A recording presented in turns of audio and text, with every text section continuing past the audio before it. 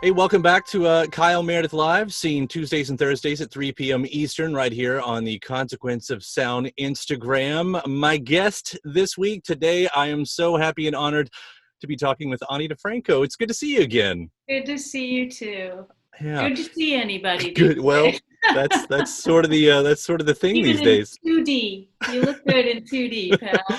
I love the artwork behind you. Let me say that. Yeah, yeah. My cousin, those are my cousin's doodles that I wallpaper my house with. Yeah, it's good stuff. Well, yeah. You it's interesting, like, of course it's interesting that anyone's releasing music during all of this. You're part of a project called the Prison Music Project that's not only timely, I guess, for what might have been going on anyways, because we're talking about the prison system here, but this ends up being like extra timely as we are in an election season and what's been going on the streets of America all across the world. I thought we'd start out with the obvious broad question here, but the Prison Music Project, what is this and how did you get involved? Yeah, yeah. Crazy, confluence of timing for us, especially because the Prison Music Project and this album long time gone has been 10 years in the making, so crazy that it was finally ready to be born into this particular moment. But apropos, as you say, I feel blessed to be in the flow um, of what's happening with this work. It started 10 years ago. My friend Zoe Boekbinder was going into New Folsom Prison out in California, doing, performances. Starting with one performance, thought they were going to go in there for an afternoon, have a very fascinating experience, and go on with their life.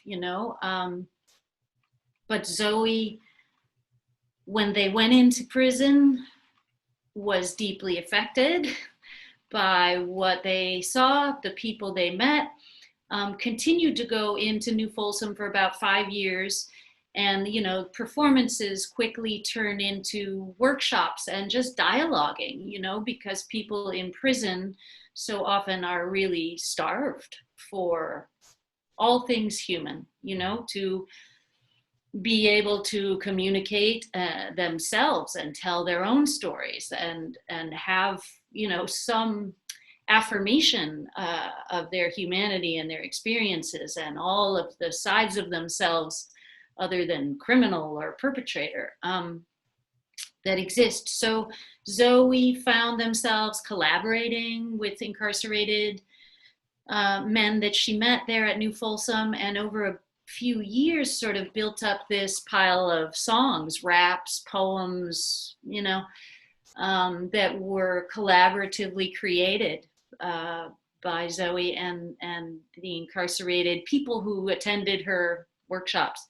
So she came to me with this pile of songs and said, Ani, I want to make this into a record, and you're the guy, I just know it. And I listened to the material, and it was just incredible.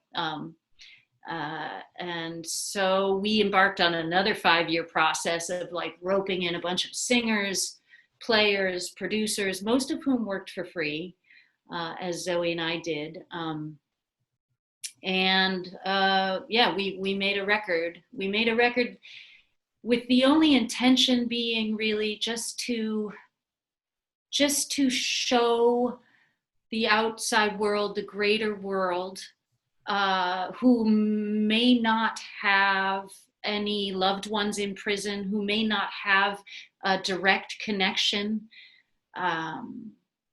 with the justice system, with, whose lives have not been directly affected, that, the 2 million people that are in prison in the United States are people. And just really that's sort of at the core of it, is to just reach the greater mind and heart of America and say, wow, there's this thing that's happening that is easy to not be aware of, again, if it doesn't directly affect your family and friends, but it's a human rights crisis. And we just want to show that there are many people living in prison who have a lot to offer this world and whose lives matter as well. And the songs are so good, every Mm. single time. I mean, that's the thing that jumps out, because when you hear what the project is, I will admit, my first thought was, oh, we have some amateur songwriters here, and what's this going to be? And that's just not the case. Like, everything here is really good. There's a quote that's on the press sheet, the one sheet, that says, "They are not bad people, they are hurt people." And I thought that was really important too, because as you're saying, you know, what we know about the prison system, especially when we don't have anyone inside, is usually bias in some way, even if it's unintentional. And I'll use another line that I read from that press release that says, the prison system has been in place to entrench poverty and perpetuate racial inequality. And that's the big deal there, because as we hear now, there are so many people that are in the prison system for things that you shouldn't be in prison for. And, well, my light is falling. Before you got into this, you've been an activist all of your career. Did you know much? Was this a big subject that you had dove into before? Yeah, it's kind of been a part of my journey from the beginning. When I was very young, I discerned, like, sort of teenager, early 20s, I realized that I am against the death penalty. It occurred to me that killing, even state sanctioned killing, I'm a pacifist. I don't think war is the answer. I don't think capital punishment is the answer. I think murder comes in many forms, and that the state, an execution, basically what I learned, as I started to get to know people who do anti-death penalty work and such, that the state killing somebody is not the end of a cycle of violence. It's the continuation of it, and an execution reverberates out its trauma through families, through communities, just like any killing. So that was my entry point, was being anti-death penalty, getting involved with people who work to end the death penalty in America. And in those early days, I think I accepted the idea that, for instance, life without parole is a humane alternative to capital punishment. And things like that, that you hear, that you are told, that may make sense on the surface. The more I stayed involved with people who do justice work, people who do defense work, I learned that life without parole, as it's doled out just wantonly in this country, can amount to the longest, slowest death sentence, the most painful death sentence a person can receive. And then, the more that you stay involved with criminal justice, the more that it becomes very clear that justice is not blind, that justice sees color, sees race very vividly, that justice sees class very vividly, et cetera, et cetera. It has all the social ills that the greater society has, so it is not handed out evenly. It is not, some people's, basically, I think it would be hard to deny that if you're poor and you are Black and you kill one person, your life may be considered worthless and thrown away forever. And if you are rich and you are white, you can maybe devastate thousands and kill thousands with your actions, with your lack of care and love and understanding of your connection to other people. and you may be greatly rewarded for that, not, not punished at all. So we see these great inequities in our society. They play out in our criminal justice system. We see a human rights crisis of mass incarceration and all of these sort of systematic abuses that start with the cop on the beat and end up with the electric chair. So, that's sort of in the background of this prison music project, is through telling these very immediate stories of these very real people, to also speak to the broader circumstance, of mass incarceration, of a justice system that is badly in need of reckoning.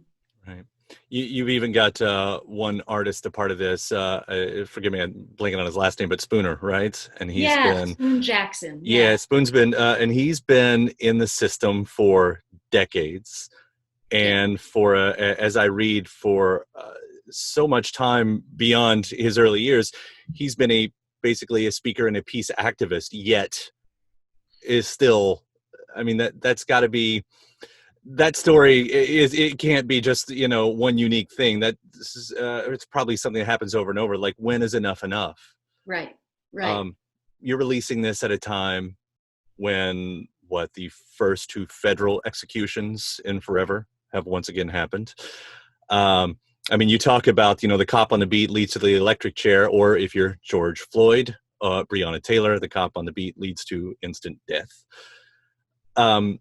I know this isn't lost on you all, and you're basically painting it out already, but releasing this now, was that part of the conversation? I mean, did you realize as it was coming out that this was going to be lined up in such a way? And what have those conversations been like? I mean, does the album speak to anything that you didn't expect it to?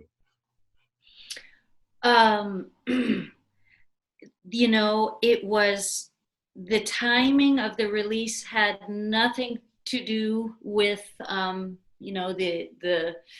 events in society around it. It was 10 years leading up to, it was going to come out this June, and we were going to go on tour and play these songs in real time for people, and talk to people about the project. It's a not-for-profit record, and the proceeds go to the Southern Center for Human Rights. So all of this was planned as a live in-person tour release, your typical pre-pandemic release.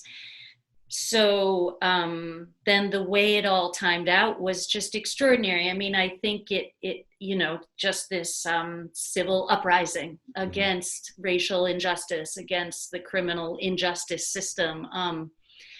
So it just makes me feel reassured, that this kind of, I think when serendipity happens in your life, it means you're in the flow, that you are moving with how and with what you're meant to move with, and that, the universe is conspiring, so it just felt not surprising that this was, after 10 years of work, that this was the stage that we, rolled this project out onto. Yeah. And as a lifelong activist, I don't know, it must be nice to see the citizen journalism bit take off here, because with cell phones, with live streaming, I mean, when you put the power in the people's hands, I feel like I'm probably quoting something you've said in the past, just naturally here. I mean, but the balance starts to find itself. I mean, that's, again, I'm asking as the lifelong activist, what's it been like to see this movement transpire in the way it has? Oh, I mean, just thrilling. Just hearing the words white supremacy come off the TV, come out of people's mouths everywhere in mainstream culture. It's radical stuff.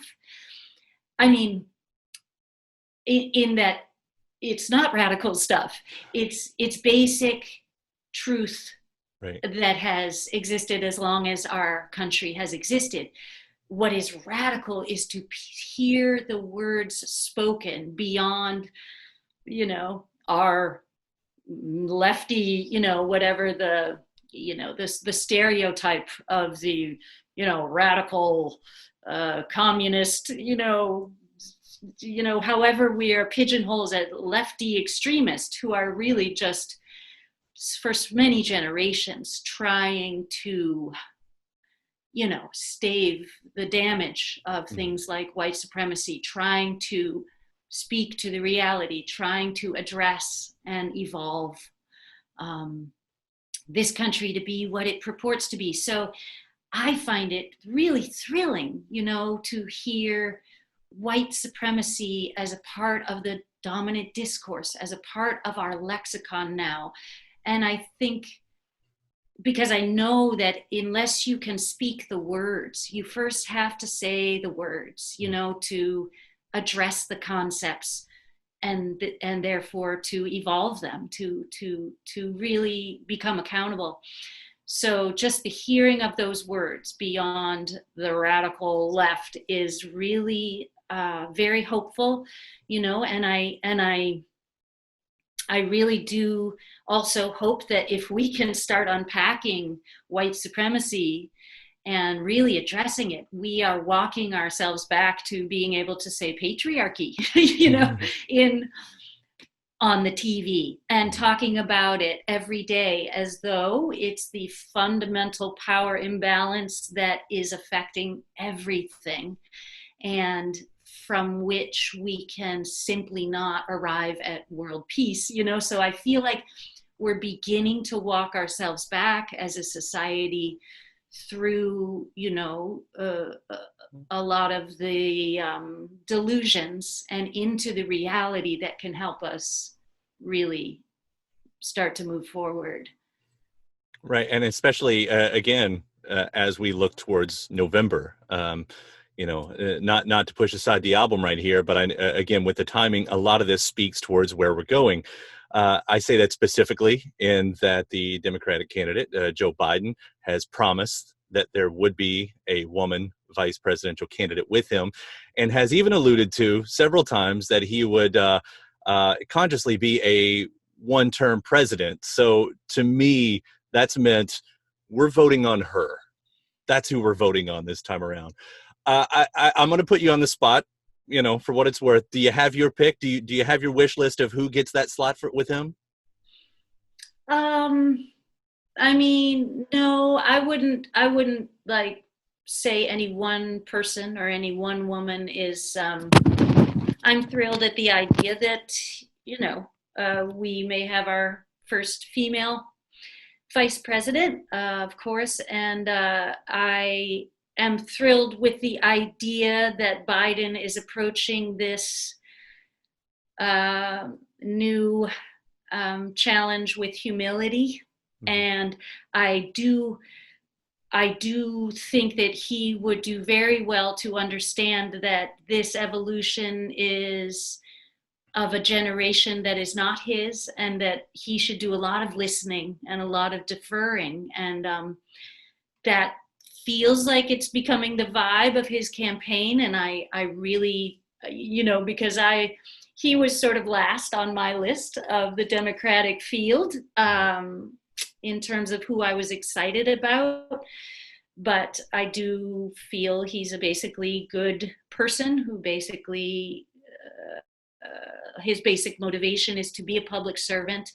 And so I do hope he understands and approaches, with that sort of humility and deference to a new generation that is ready, very ready to change the game, and that he will be the facilitator of that, But so I'm just gonna, I guess I shy away from, focusing on individuals and personalities in politics in favor of, broader concepts and, such as voting. Like, I think right now, what is epically important is to channel the righteous, rage of the streets into the voting booths. because we have nonviolent revolution at our fingertips. It's called voter participation, and I think if we all show up and we vote them out, all these people that we know to be extremely destructive to our liberty, our freedom, and our very democracy, we can be the change that we seek. I think it starts with voting. So what I mostly like to talk about, in terms of voting, is that I guess, in recent years, is to caution against the cult of personality, or even this sort of recurring messaging that you hear about making your voice heard, as though voting is a form of self-expression.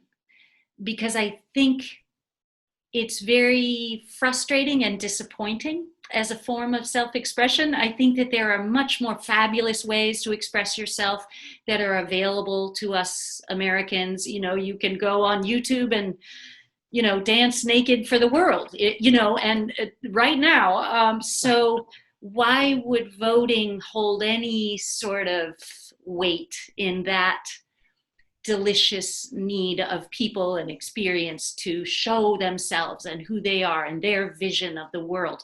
You can write a song, you can do so many, you can dye your hair pink, or you can do so many fun things to express yourself and show the world yourself and put yourself out there.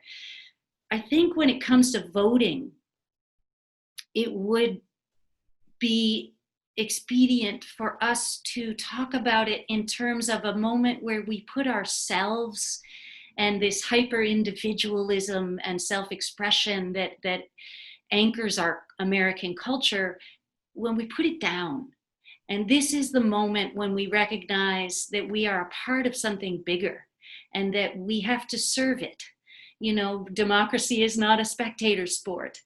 And even if you don't get your ideal candidate who represents and embodies you and all that you want, I think that showing up as a service to the collective, even if it's not satisfying, especially when it's not satisfying and thrilling, that is when you're really doing your job as a citizen.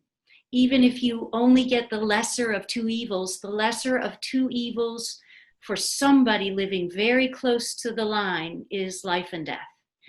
So you do it not for yourself and for your self-expression, but for all of us together. You always say it perfectly, and that sentiment there. And I'll point out, it lines up when we started this series. It was the Democratic primary day here in Kentucky when we started this live series on Consequence of Sound, and it was around then anyway. And the debate, of course, that's going to continue to be debate, I assume, for the next couple months, is mail-in voting. We had the highest voting amounts that we've ever had in our history for this kind of race, which just goes to show. And I want to tie that back around and close out here again with this Prison Music Project and the album Long Time Gone, because I think the only thing we hadn't talked about here is part of the conversation is making sure these people that have been behind bars for whatever reason can vote. It seems like this is it feels like it has more momentum than ever right now.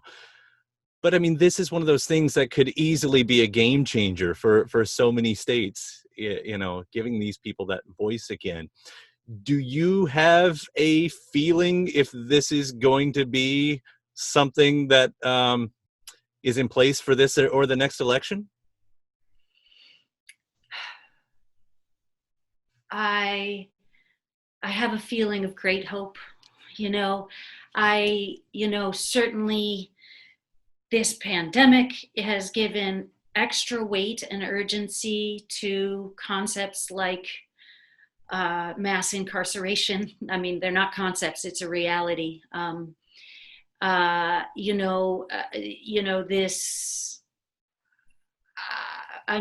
just say it, fascist insurgency in our nation has given extra urgency to issues like formerly incarcerated or felons being given the right to vote and participate in their democracy when they're released. You know, we have to be real about the fact that we've had a society that has locked up people willy-nilly. Many people, many nonviolent criminals, many, you know, we make felons out of the guy next door every day in America, especially if they have dark skin or if they have very little money. So I think again, it's, you know, it comes back to that same idea that just because you've been in prison doesn't mean that you are not smart, that you are not good, that your vote doesn't matter, or that you shouldn't have a right after you have done your time at least, and paid your dues to be seen in your full humanity and participate in society fully. So yeah, there's a lot of people amplifying, you know, these crusades for justice. I do see movement. I see more receptivity than ever before to these concepts, again, that have been around for a long time. People have been fighting on these fronts for a long time. So I think that there's a lot of receptivity, and the time is now to make these changes. Absolutely. And beyond all that, it was just, it's been a racist law the entire time. If they wanted to suppress the black vote, then they put the black people in the jails, and then yes, it is time to change that. And I'm so Black and happy. white. It is black and white. You're so right. Yeah. I'm always so thrilled to catch up with you. What you do is important work, and I thank you for that. I know we all thank you for that.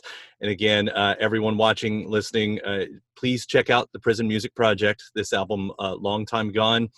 Again, Ani DiFranco, Zoe Boekbinder. Am I saying her name right? Boekbinder. That's right, yeah.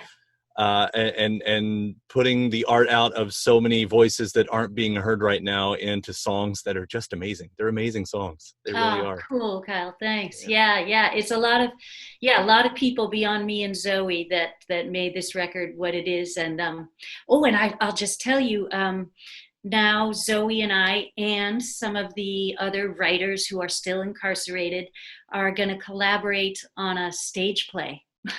Oh, cool. Using some of the material, building more musical material, and telling the story of one of our collective and their experience with restorative justice. It's a powerful, powerful story. So that'll be the next evolution of the Prison Music Project. Yeah, and that's a term that everyone should look up, restorative justice, as well as the Breathe Act. I know we didn't get to talk about that as well, but that's definitely something everybody needs to check out as well. Ani, thank you so much for joining me on here today.